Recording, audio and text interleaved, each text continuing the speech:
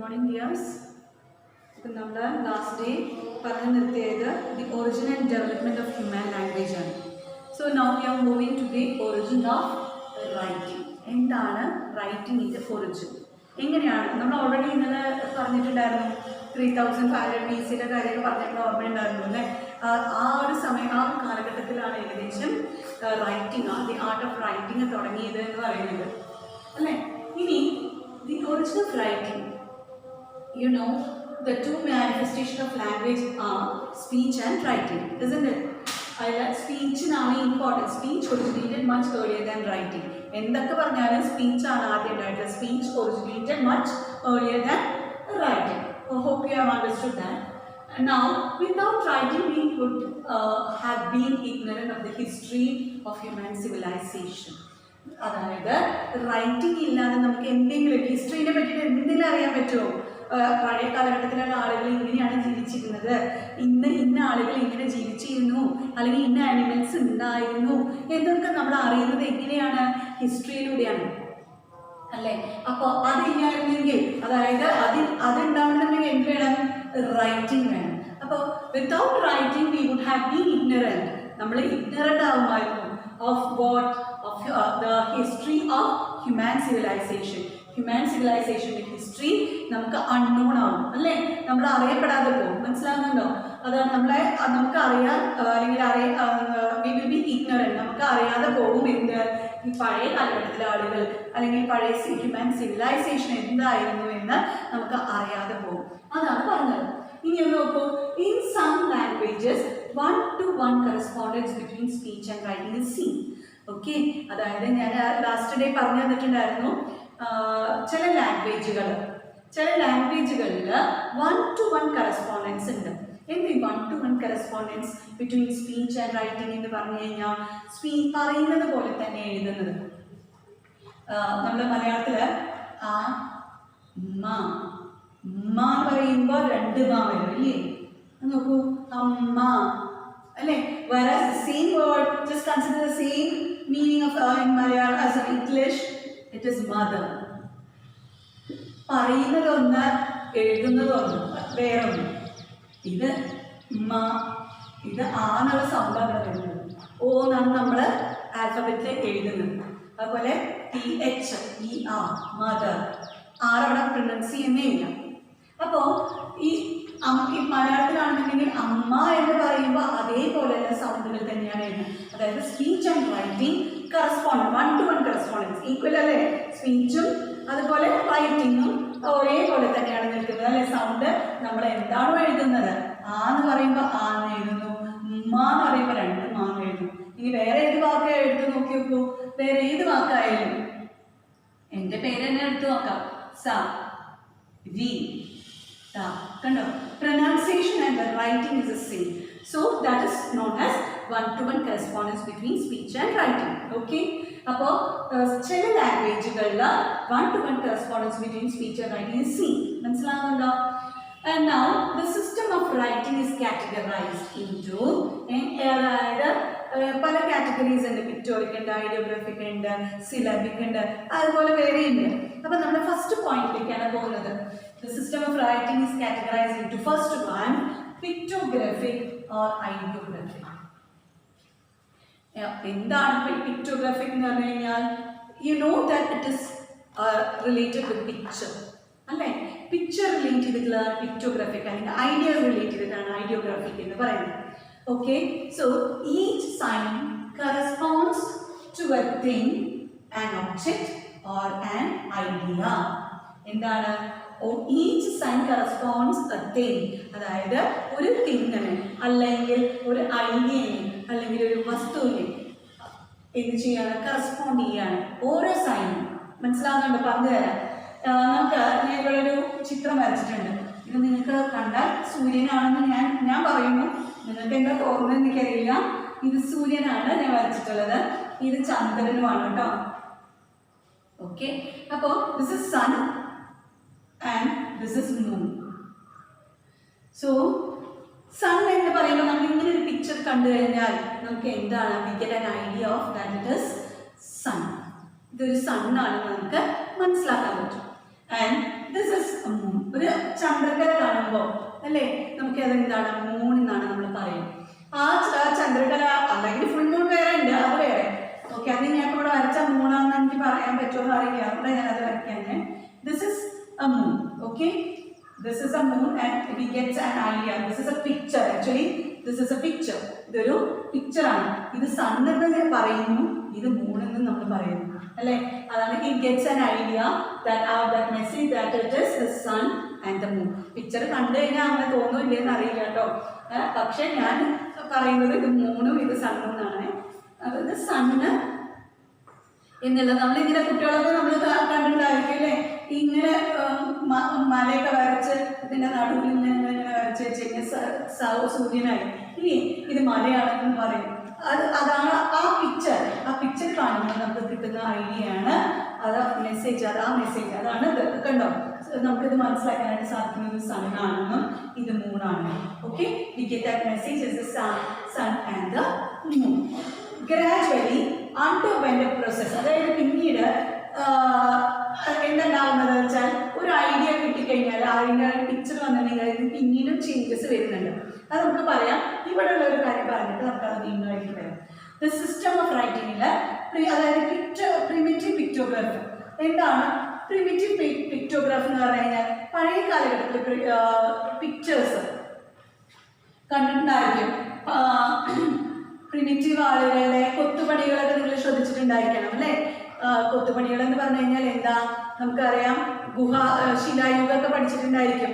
ആ ഒരു കാലഘട്ടത്തിൽ നമുക്ക് അതിൻ്റെ ഉള്ളിൽ ശില്പങ്ങളും അതിലൊക്കെ കൊത്തുപണികളും അവരുടെ ഐഡിയാസിനെയാണ് അവർ കൂടുതലായിട്ട് റെപ്രസെന്റ് ചെയ്തിട്ടുണ്ടായിരുന്നത് അല്ലേ. അതാണ് ഇവിടെ പറയുന്നത്. Primitive pictograph conveys message same way as a modern cartoon does. ഇപ്പോഴത്തെ കാർട്ടൂൺ എന്താണോ നമുക്ക് മെസ്സേജ് തരുന്നത് അതുപോലെ തന്നെയാണ് പ്രിമിറ്റീവ് മെൻ എന്ത് ചെയ്തിരുന്നത്. അവരുടെ മെസ്സേജസ്, അവരുടെ ഐഡിയാസ് ആണ് അവർ ആ കല്ലുകളിലും അല്ലെങ്കിൽ ഗുഹകളിലൊക്കെ അവർ പിക്ചേഴ്സ് ആയിട്ട് കൊത്തുപണികളായി എന്തെങ്കിലും പിക്ചേഴ്സൊക്കെ അവർ വരച്ചു വെക്കുന്നുണ്ടായിരിക്കും. അത് എന്തെങ്കിലും ഐഡിയാസ് അല്ലെങ്കിൽ മെസ്സേജ് പാസ് ചെയ്യുന്നതായിരിക്കും. ഓക്കെ, ഇവിടെ ഞാൻ വേറൊരു സംഭവം ഇവിടെ വരച്ചിട്ടുണ്ട്, ഒന്ന് ശ്രദ്ധിച്ചു നോക്കാം. അതായത് സുമേറിയൻ റൈറ്റിംഗിലാണ്. സുമേറിയൻ റൈറ്റിംഗ് നിങ്ങൾക്ക് അറിയാം പഴയ കാലഘട്ടത്തിൽ അതിൽ 4 ഓക്സ് അതായത് 4 കാളകളെ കാണിക്കുന്നത് എങ്ങനെയായിരുന്നു. 4 സർക്കിൾ വരയ്ക്കും, എന്നിട്ട് അതിൻ്റെ മേലെ ഇങ്ങനെ ഒരു ഓക്സിൻ്റെ ഇങ്ങനെ ഒരു ചിത്രം വരച്ചു കഴിഞ്ഞാൽ ഇതെന്തായി, കുറച്ച് മെഡിലേക്കാണ് കേട്ടോ, ഇത് കാളയായി എന്നാണ്, 4 കാളകളായി എന്നാണ് അവരുടെ പിക്ചർ പറഞ്ഞിരുന്നത്. മനസ്സിലാകുന്നുണ്ടോ? ഇതാണ് സുമേറിയൻ റൈറ്റിംഗ്. ഇതുപോലെ പല പിക്ചേഴ്സ് ഉണ്ട്. മരങ്ങള് അവരിങ്ങനെ പിക്ചേഴ്സ് ഇങ്ങനെയാണ് വരച്ചു വെച്ചിരുന്നത്. മനസ്സിലാകുന്നുണ്ടോ? ഇത് പിന്നീട് ഗ്രാജുവലി ഇതാണ് ഞാൻ പറഞ്ഞു വരുന്നത്. ഇങ്ങനെയുള്ള സിമ്പിൾ ഇതൊക്കെ മാറി പിന്നീട് ഇങ്ങനെ വന്നു. അതുപോലെ വേറെ ഉണ്ട് കേട്ടോ. ഈ നമ്മള് ആളുകളെ റെപ്രസെന്റ് ചെയ്യുന്നത് ബോക്സസ് ഒക്കെ ആയിട്ട് ഇങ്ങനെയൊക്കെ കാണിക്കും. ഇങ്ങനെ ബോക്സ് ഒക്കെ ആയിട്ട് കാണിക്കുന്നുണ്ട്. അതിപ്പോൾ ഞാൻ ഇങ്ങനെ കാണിച്ചു തരാം. ഇങ്ങനെയൊക്കെ ഒരു ഐഡിയ. ഇത് പിന്നീട് മാറ്റങ്ങൾ വന്നിട്ടുണ്ട്, മാറ്റങ്ങൾക്ക് വിധേയമായിട്ട്. അതാണ് gradually underwent a process extension of meaning. അതായത് ഇനി ഒന്ന് ഞാൻ പറയുന്നത് ഇതുമായിട്ട് കണക്ട് ചെയ്ത് നോക്കാം. അതായത് ഈ സൺ എന്ന് പറയുന്ന സമയത്ത് നമുക്ക് ഇങ്ങനെ പിക്ചർ കണ്ടു കഴിഞ്ഞാൽ സൺ എന്താണ് നമ്മൾ പറയുന്നത് എങ്കിലും ഇതിന് വീണ്ടും ഒരുപാട് അർത്ഥങ്ങൾ ആഡ് ചെയ്യപ്പെട്ടിട്ടുണ്ട്. എങ്ങനെയാണെന്ന് ചോദിച്ചു കഴിഞ്ഞാൽ നമുക്ക് നിങ്ങളുടെ റിമോട്ടിലോ അല്ലെങ്കിൽ കാറിലും അല്ലെങ്കിൽ മറ്റേ സംഭവങ്ങളിലൊക്കെ ഇങ്ങനെ ബ്രൈറ്റ്നെസ് ഒക്കെ കൂട്ടാനായിട്ട് ഇങ്ങനെയൊക്കെ സിമ്പിളുകൾ കണ്ടിട്ടുണ്ടായിരിക്കും അല്ലേ. അപ്പോൾ നോക്കി നോക്കൂ, അതിൻ്റെ ബ്രൈറ്റ്നെസ് എന്നുള്ളൊരു അർത്ഥം കൂടി ഇതിൽ ആഡ് ചെയ്യപ്പെട്ടു. അതുപോലെ ഡേ കാണിക്കാൻ സൂര്യൻ എപ്പോഴും രാവിലെ അല്ലേ ഉണ്ടാവുക. ആ ഡേ കാണിക്കാൻ എന്ത് ചെയ്യുന്നു, ഇത് കാണിക്കും. വെതറിനെ കാണിക്കുമ്പോൾ കണ്ടിട്ടില്ലേ നിങ്ങൾ, വെതർ റിപ്പോർട്ട്സ് ഒക്കെ കണ്ടിട്ടുണ്ടായിരിക്കും. അതിൽ കാണുന്നുണ്ടായിരിക്കും അതിൽ ഡേ എന്ന് റെപ്രസെന്റ് ചെയ്യാറ് എന്താ ചെയ്യാറ്, അവര് ഈ ഒരു സംഭവമാണ് ചെയ്യാറ്. മനസ്സിലാകുന്നുണ്ടോ? അതുപോലെ ടൈമിന് നമ്മളത് ഇതിലൂടെ മനസ്സിലാക്കണം. ടൈം എന്ന് പറഞ്ഞാൽ സൂര്യൻ്റെ പഴയ കാലഘട്ടത്തിൽ സൂര്യൻ്റെ വെളിച്ചം അനുസരിച്ചാണ് അവർ എന്ത് ചെയ്തിരുന്നത്, ടൈമിനെ കാൽക്കുലേറ്റ് ചെയ്തിരുന്നത്. ഈവൻ ഗാന്ധിജിയുടെ കാലഘട്ടം അടക്കം അങ്ങനെ ഒരു നിഴല് നോക്കിയും സൂര്യൻ്റെ ദിക്ക് നോക്കിയും ഒക്കെയാണ് ടൈമിനെ മനസ്സിലാക്കിയിരുന്നത്. അപ്പോൾ ഇതും അതിലൂടെ നമുക്ക് മനസ്സിലാക്കാനായിട്ട് സാധിക്കും. എന്താണ് എന്താ ചെയ്തിട്ടുള്ളത്, സൺ എന്നുള്ള പിക്ചർ അല്ലെങ്കിൽ പിക്ടോറിക് ഇമേജിൽ നിന്ന് നമുക്ക് വീണ്ടും എക്സ്റ്റൻഷൻ ഓഫ് മീനിങ് ഉണ്ടാവുന്നു. വീണ്ടും അതിലേക്ക് കൂടുതൽ മീനിങ്ങുകൾ ആഡ് ചെയ്യപ്പെടുന്നുണ്ട്. അതാണ് സൂര്യനെ സംബന്ധിക്കുന്ന റിലേറ്റ് ചെയ്തിട്ടുള്ള ബ്രൈറ്റ്നെസ്, ഡേ, ടൈം, എക്സെട്ര അത് കൂടെ ആഡ് ചെയ്യും. ഇതുവരെയുള്ള പോയിന്റ് ക്ലിയർ ആയോ? അപ്പോൾ നമ്മൾ പിക്ടോഗ്രഫിക്കാണ് പറഞ്ഞു നിർത്തിയത് അല്ലേ? ഇനി നമ്മൾ ലോഗോഗ്രഫിക്കിലാണ് പോകുന്നത്. ഒന്ന് ബോർഡൊക്കെ ഒന്ന് നോക്കാം കേട്ടോ. ക്ലിയർ ആവുന്നുണ്ടോ എന്ന് നോക്കണം. Each sign corresponds to word. അതായത് ചൈനീസ് സുമേറിയൻ രീതിയിലാണ്. ഈ ഒരു ചിത്രം നോക്കൂ. ഈ ലോഗോ എന്ന് കാണുമ്പോൾ എന്താ ലോഗോഗ്രഫിക് എന്ന് പറയുന്നത്? ഓരോ സൈനും കറസ്പോണ്ട് ടു വേർഡ്.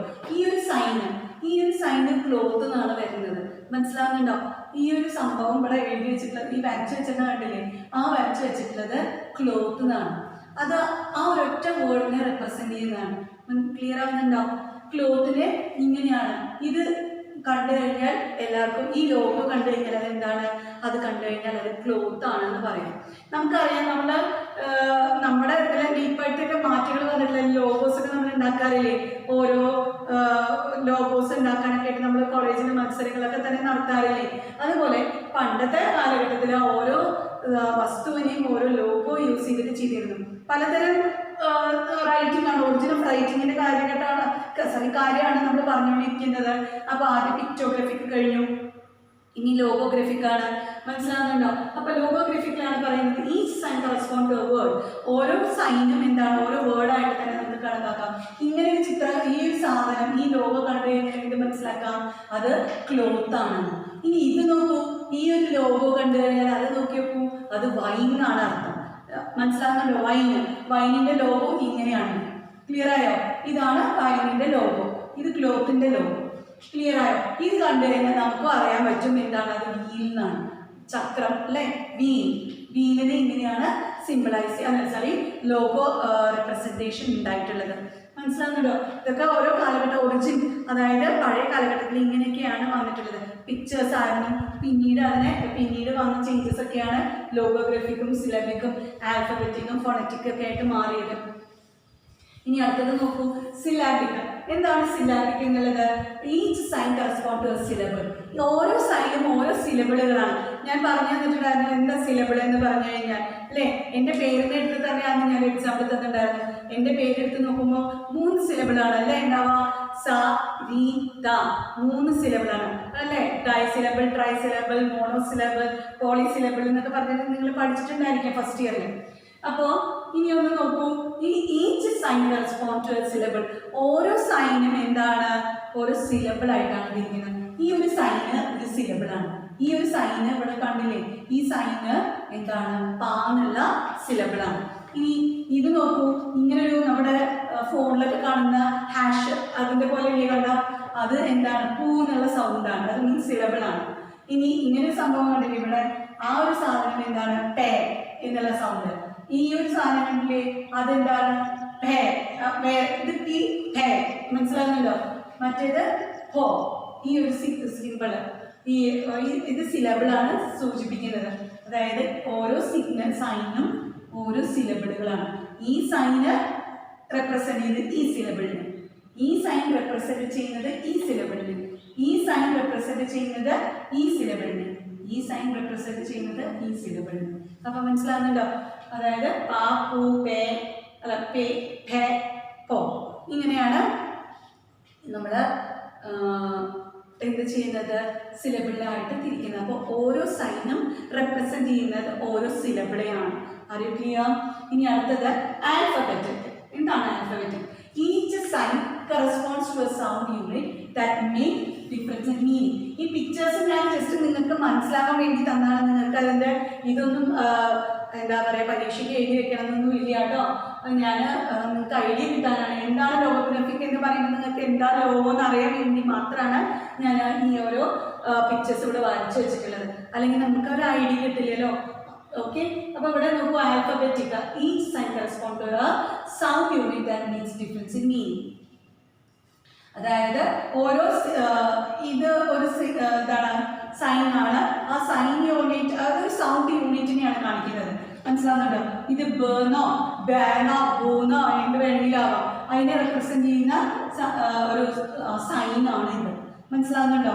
ഇതൊന്നും ഇപ്പോൾ നമുക്ക് എങ്ങനെയാണ് പറഞ്ഞു തരുന്നത് എന്ന് വെച്ചാൽ, ഇതൊരു നമ്മളിത് പഠിക്കാത്തതുകൊണ്ട് നമുക്കിത് ഈ സൈൻ റെപ്രസെന്റ് ചെയ്യുന്നത് ഈ സൗണ്ടിനെയാണ്, സൗണ്ട് വേരിയേഷൻസിനെയാണ് എന്നായിട്ട് പഠിക്കുക നമ്മൾ.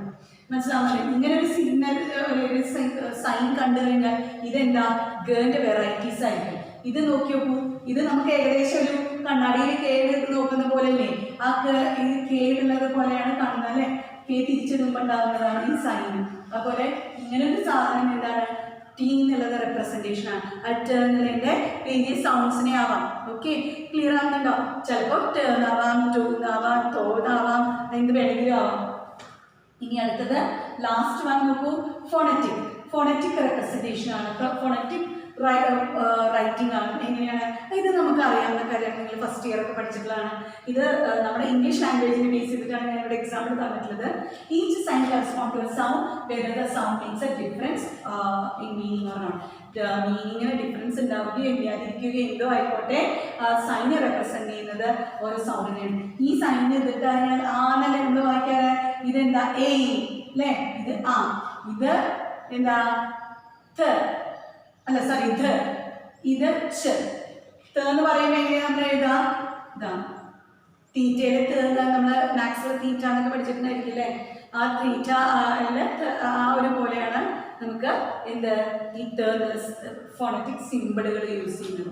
അപ്പോൾ ഓരോ സൈനും ഇതിൽ ഓരോ സൈനും എന്താണ് ഓരോ സൗണ്ടിനെയാണ് കാണിക്കുന്നത്. ഇപ്പൊ നമ്മൾ കാർ എന്ന് പറയുമ്പോൾ എഴുതുന്നത് കാ അല്ലേ, ആറിന് സൈലന്റ് ആണ് കേട്ടോ, അതുകൊണ്ട് ആറിന് അവിടെ എഴുതേണ്ട ആവശ്യമില്ല.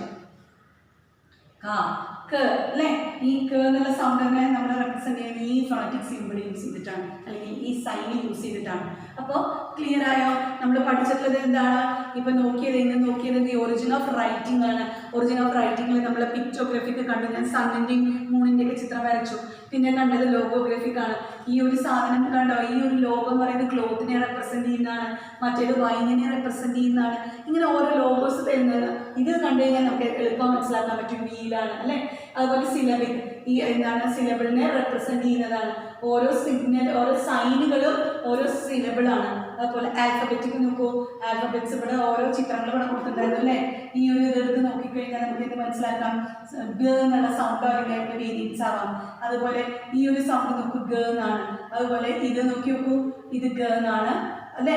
ഇത് നോക്കൂ, ട് എന്നുള്ളതാണ്. അപ്പോൾ ഇതില് അതുപോലെ ഫോണറ്റിക്സ് നോക്കുക. നേരത്തെ പറഞ്ഞ പോലെ ആ എന്നുള്ള സൗണ്ട്, എ എന്നുള്ള സൗണ്ട്, ഇതൊക്കെ ഓരോ സൈനുകളാണ് അല്ലേ, ഫോണറ്റിക് സൈനുകളാണ്. അപ്പോൾ നമ്മൾ ഞാനിത് ഈ ചിത്രങ്ങളും ഇതൊന്നും നിങ്ങൾക്ക് മെറ്റീരിയലിലോ അല്ലെങ്കിൽ നിങ്ങളുടെ ടെക്സ്റ്റിലോ ഒന്നുമില്ല. പക്ഷെ ഞാൻ നിങ്ങൾക്ക് മനസ്സിലാക്കാൻ വേണ്ടി മാത്രം പറഞ്ഞു തന്നാണ്.